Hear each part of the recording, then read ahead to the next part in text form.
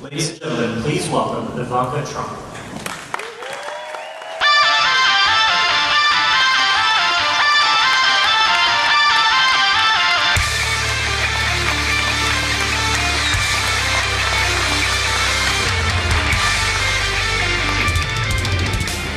A few years ago, I read about a single mother facing homelessness whose child care arrangement failed her the morning of a final job interview.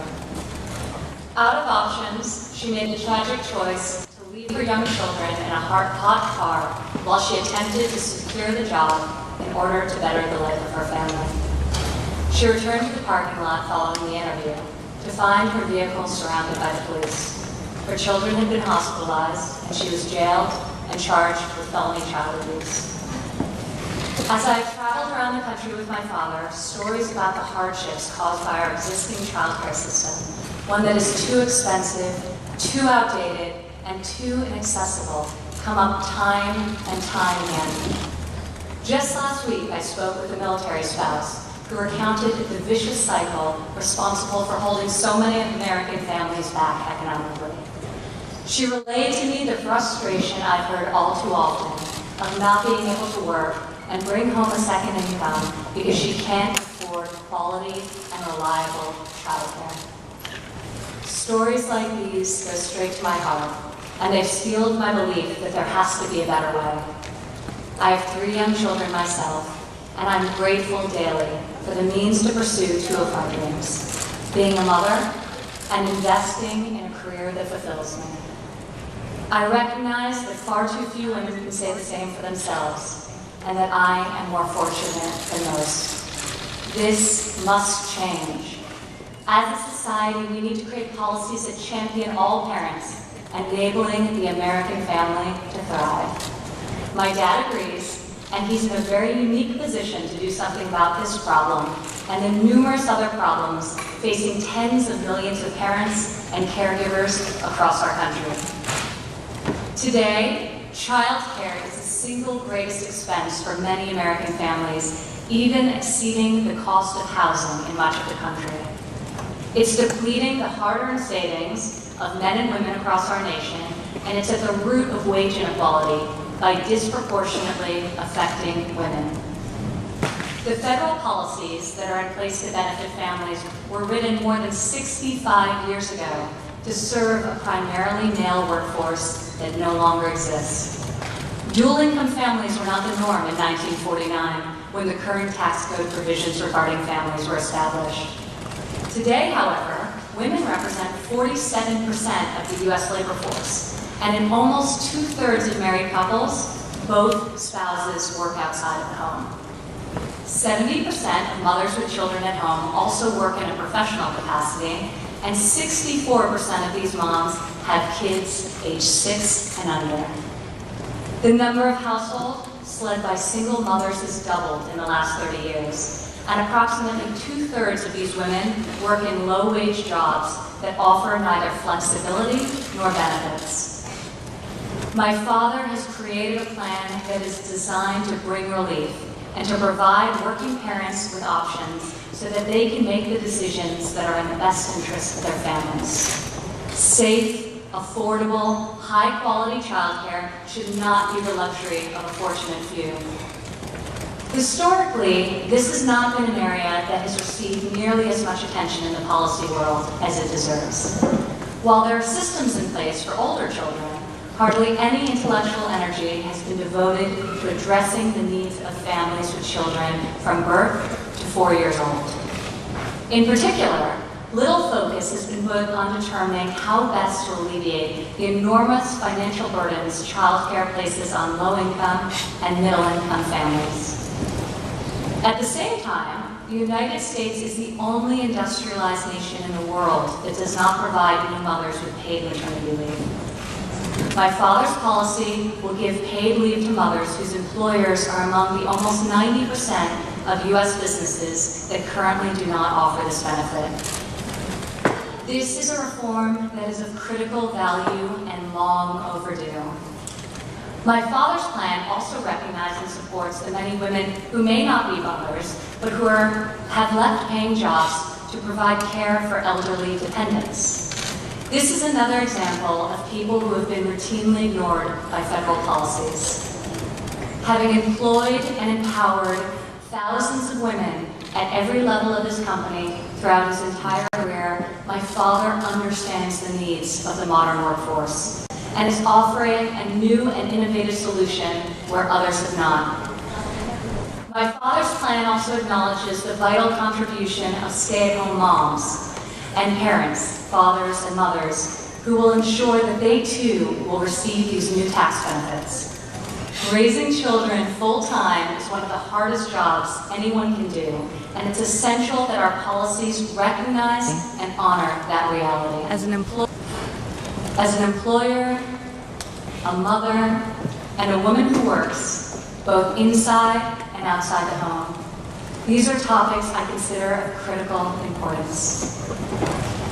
The policy my father is about to outline is one that I am proud to have helped conceptualize, and ensuring its enactment will be one of my top priorities when he's elected come November.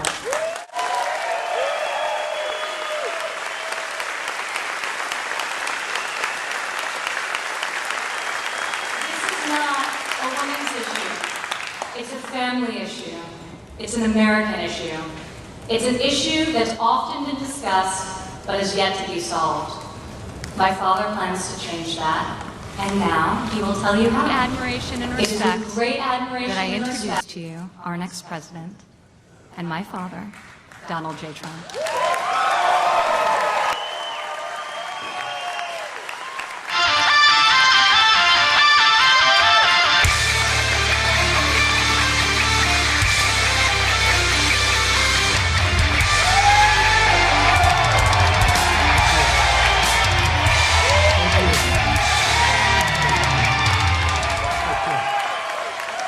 Thank you, everybody. It's very nice. Beautiful. Thank you very much. And I want to applaud my daughter, Ivanka, for her work and leadership on this issue. She has been working very hard. Ivanka has been deeply invested in this since long before the campaign began, I can tell you that. And I'm very grateful to her for her work, her efforts, and this proposal, which we're going to be outlining right away. I think it's going to make a lot of people very, very happy, a lot of moms very happy. I want to also take a moment to recognize Congresswoman Kathy McMorris-Rodgers, the chairwoman of the House Republican Conference, and a mother of 3 small children, who's been such a leader and worked so hard with us. So, Kathy, we want to thank you very much. Also, we're joined tonight by some amazing members of Congress in our audience. Congresswomen Blackburn, Loomis, Black, Hartzler, and Elmers. Come on up here. Just come on up here. Come on. They worked so hard on this. Come on up.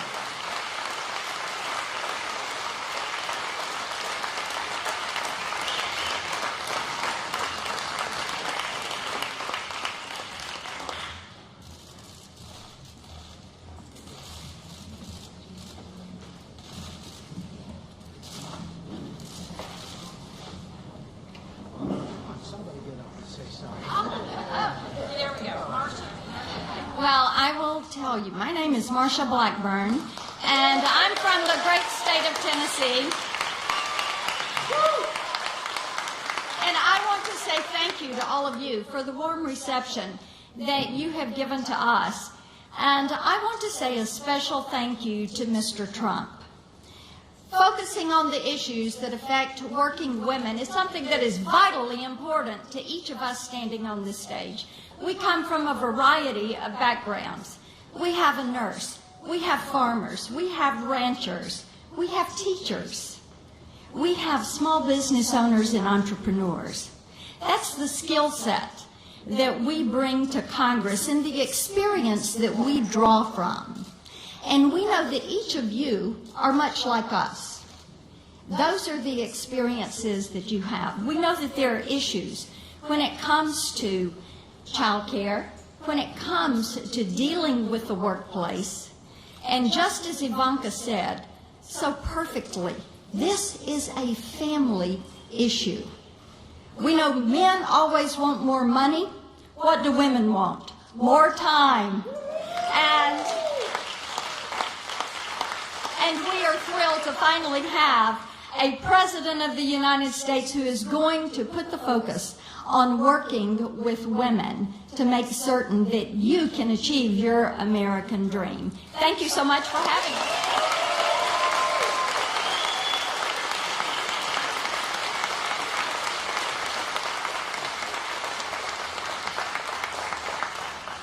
Thank you very much. And Mayor Giuliani, please stand up. Rudy Giuliani.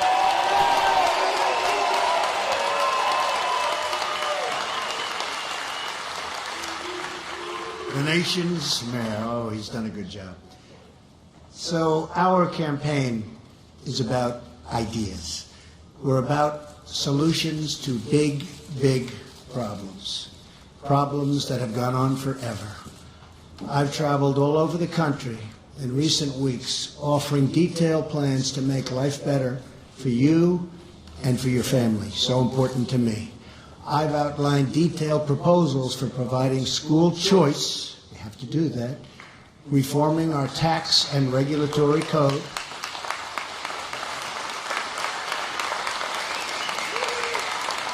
lifting restrictions on American energy, rebuilding our military, changing our foreign policy, fixing our immigration, so important, and keeping our country safe.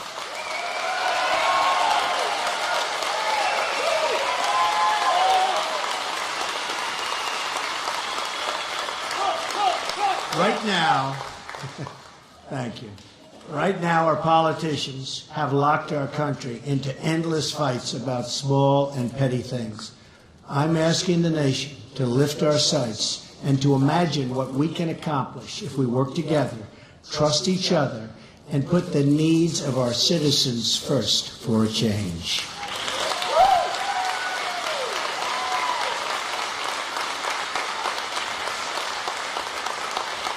We must break our ties with the failed and bitter politics and policies of the past and pursue a future where every American is honored, and I mean really honored and respected.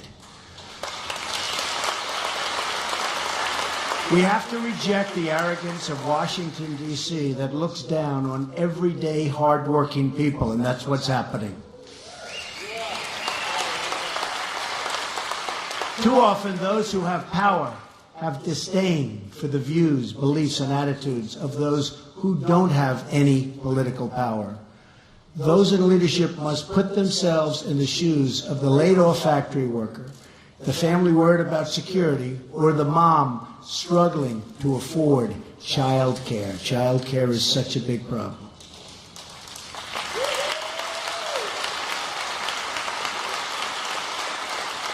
And we're going to solve that problem. That means we need working mothers to be fairly compensated for their work and have access to affordable, quality child care for their kids. That's what we're doing. We want higher pay, better wages, and a growing economy for everyone. These solutions must update laws passed more than a half a century ago when most women were still not in the labor force. Most of them weren't even close. Today, nearly 2 in 3 mothers with young children have jobs. For many families in our country, child care is now the single largest expense. Who would think that? Even more so than housing. Yet very little meaningful policy work has been done in this area, and my opponent has no child care plan. She never will, and if it ever evolves into a plan, it'll never get done anyway. All talk, no action.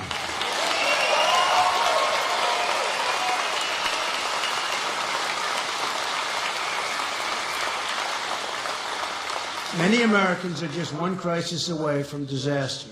A sick kid, a lost job, a damaged home. There is no financial security in our country, especially anymore. But that will change under our pro-family, when you just take a look. It's pro-family, it's pro-child, it's pro-worker. These are the people we have to take care of, and this is what I'm going to be outlining tonight. Before going any further, I want everyone watching on TV, and there are a lot of people, right now, to go to donaldjtrump.com to read the full plan, great detail. The first part of my child care plan allows for every parent or family in America, including adoptive parents and foster parent guardians, to deduct their child care expenses from their income taxes. That's a first.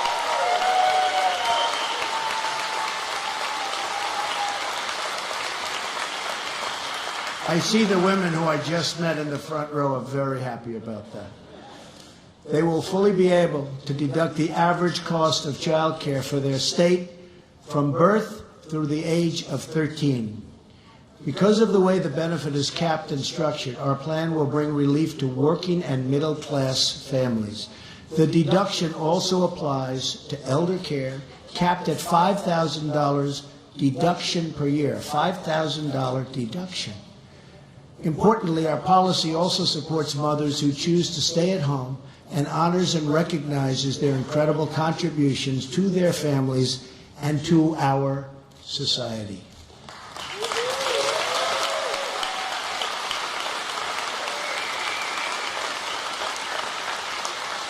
Families with a stay-at-home parent will be able to fully deduct the average cost of child care from their taxes. It's a big thing.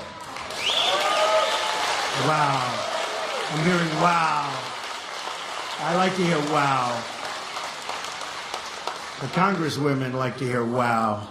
Makes your life a lot easier, right? For low-income individuals who have no net income tax liability, we will offer an expanded earned income tax credit, that's EITC, in the form of a child care rebate.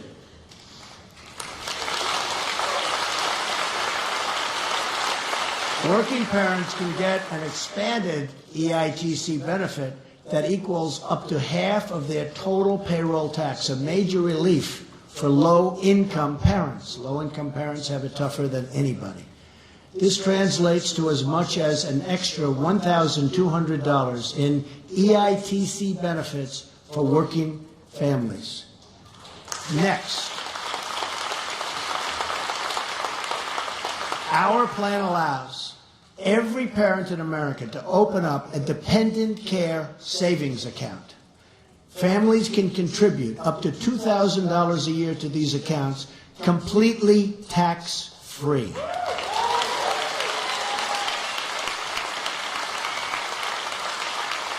She's very happy about that. Bianca is very happy about this.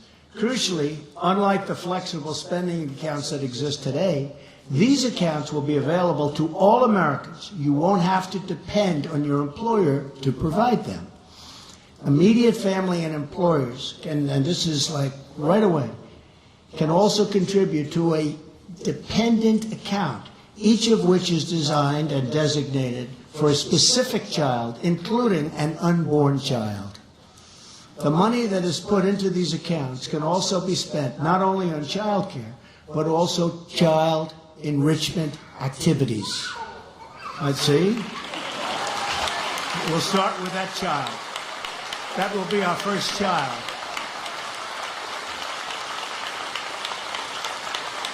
That's cute. Additionally, the funds in these accounts do not expire at the end of the year. They don't revert to employers or to the Treasury. Instead, the funds roll over so that while only $2,000 can be contributed each year, unspent sums can accumulate and create substantial savings, tremendous savings, actually. These savings can be used by parents to help give their kids school choice and will thus contribute to the school choice reforms I outlined last week. A lot of good outlines last week on schools, and really popular, I will tell you. The funds will remain in the account until the age of 18. Whatever still remains at that time can be used to help offset the cost of higher education for your child.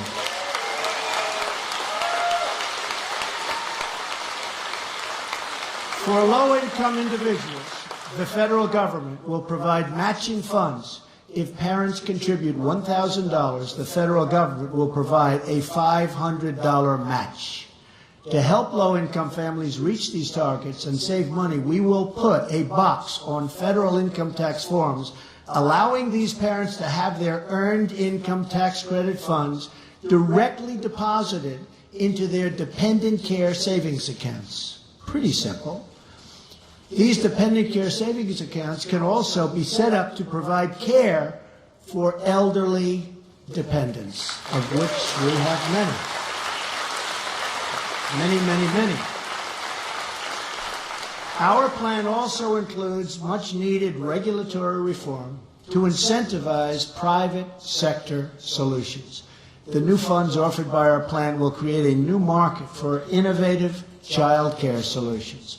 But to make sure these solutions are available, especially in low-income and rural communities, we must reduce regulations that favor large institutional care facilities. You know what I'm talking about. It's called special interests, got them there. We will allow the states to make the decisions that are right for them. In this era of sharing economy, we want parents to be able to access lower-cost, competitive, and innovative solutions at the click of a button, including services like nanny sharing. Our plan would also cover care provided by relatives and grandparents. Our plan includes incentives for more employers to offer on-site child care as well. We want the employers to get involved. Now they'll start getting involved big league, right?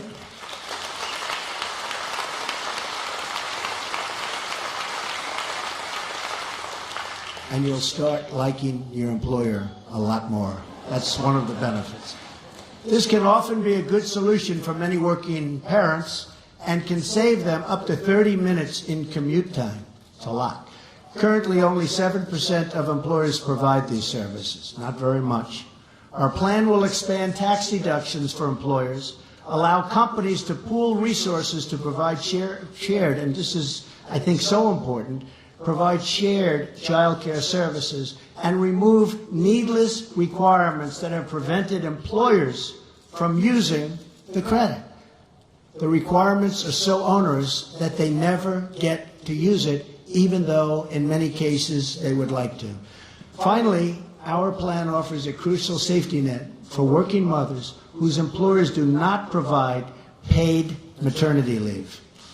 This solution will receive strong bipartisan support. Do you agree with that? Do you think? When you go to the other side, they'll be okay? I'm hearing they will be. We'll get them to be okay, right? And we'll be completely self-financing. I think you will. You'll have bipartisan support. By recapturing fraud and improper payments in the unemployment insurance program, we can provide 6 weeks of paid maternity leave to any mother with a newborn child whose employer does not provide the benefit.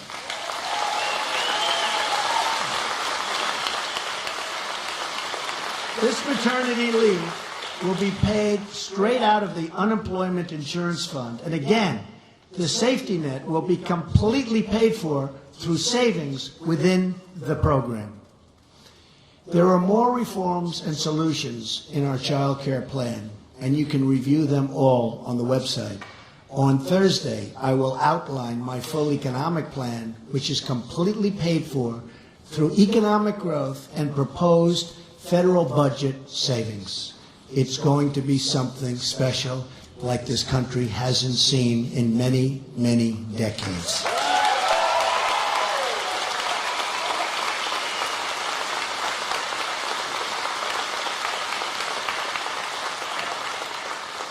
Together, our tax, trade, regulatory, and energy policies will add trillions and trillions of dollars in new deficit-lowering growth.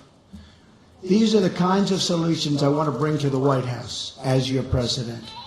It's time to free ourselves from the baskets that politicians try to put us into and always have put us into, and instead to work together. And I think you know what I mean. That includes Democrats, Republicans, and all Americans.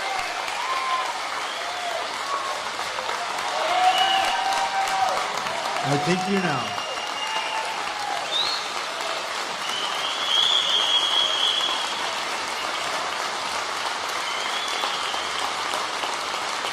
Thank you very much.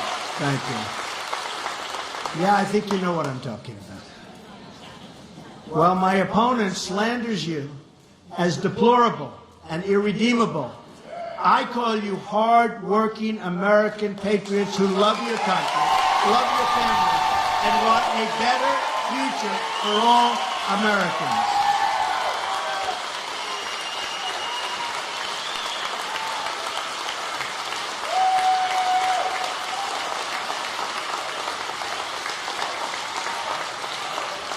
Thank you. Thank you. It's time to end the rule of special interests and to begin the rule of the American people. That's what it's all about. It's going to be a big change. It's time to stop fighting over the smallest words and to start dreaming about the great adventures that lie ahead for our incredible country.